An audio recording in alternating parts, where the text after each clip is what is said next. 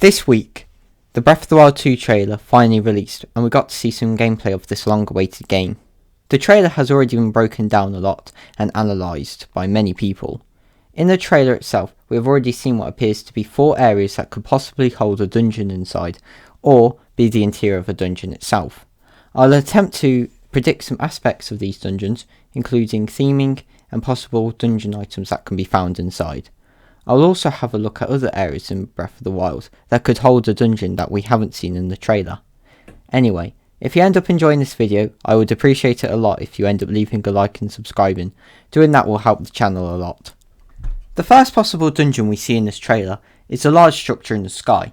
This building looks large enough to be a dungeon, as it appears to be larger than the floating islands around it, and most of it is hidden under the clouds. We don't see much of the building itself, only the uniquely styled roof, so it's hard to tell what the dungeon theme might be. It could be sky-based like the City in the Sky from Twilight Princess and the Palace of Winds from Minish Cap. However, there may be more dungeons based in the sky in this game, as it appears that the sky will be a large overworld, so this dungeon may not be sky themed. Perhaps it's weather themed instead, and the main puzzle in the dungeon could be based on wind directions. Maybe this is where Link gets his new paraglider, that could allow him to glide across the sky easier. The second location of a possible dungeon is Death Mountain. Now this point is purely speculation, however I believe it does hold some ground. In the shot where the goblins are shooting arrows at Link above the stone talus, we get a clear shot of Death Mountain. However, Death Mountain seems to have changed a lot since we last saw it. It appears as if the lava that used to flow down the mountain can no longer be seen, implying that the volcano is dormant. This suggests that there are new areas Link can explore underneath where the lava once sat. Perhaps it could expose an entrance to a new dungeon. Perhaps one like the Dodongo Cavern from Ocarina of Time and the Goron Mines from Twilight Princess. The third time we see a possible dungeon in the trailer is when we see Link in a cave battling a creature that resembles a light-like. Now this could simply be a small hole in the ground Link can enter. However, I believe that this is a mini-boss room in a dungeon. I have come to this conclusion due to the fact there are steps towards the end of the room leading up to a platform with nothing on it, and a dead end.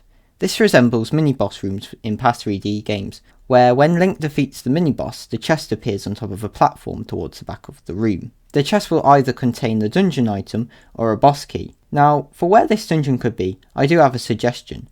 Due to the cave-like structure of this room, the item Link is using, and the enemy he is fighting, I have come to the conclusion that this is most likely the Death Mountain dungeon.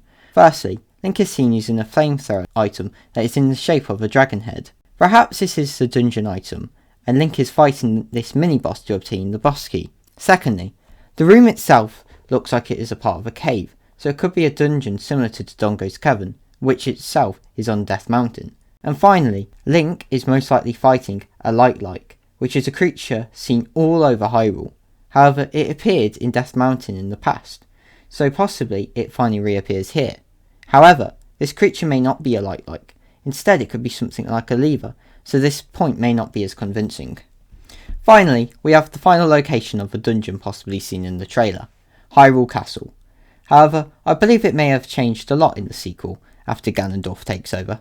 I believe we may see the castle undergo a transformation just like it did in Ocarina of Time, and it will become Ganon's castle. The concept of Ganon's castle is very similar to the concept of the castle rising in Breath of the Wild 2, due to the fact in both games the castle is floating, and in both games a strange malice-like substance is found underneath it.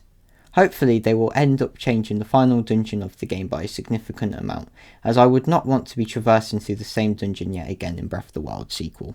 Before finishing this video, I would like to go through a few areas in Breath of the Wild that may still end up being areas that hold dungeons. First, I would like to consider the possibility that Lake Hylia may be drained, allowing a water dungeon to be exposed. Secondly, maybe up in the peaks of the Hebra Mountains, some sort of natural event may have exposed an underground dungeon. Finally, the possibility that Mount Agut will be scalable and that a dungeon sits above it. Anyway, that's where I'm going to finish this video today.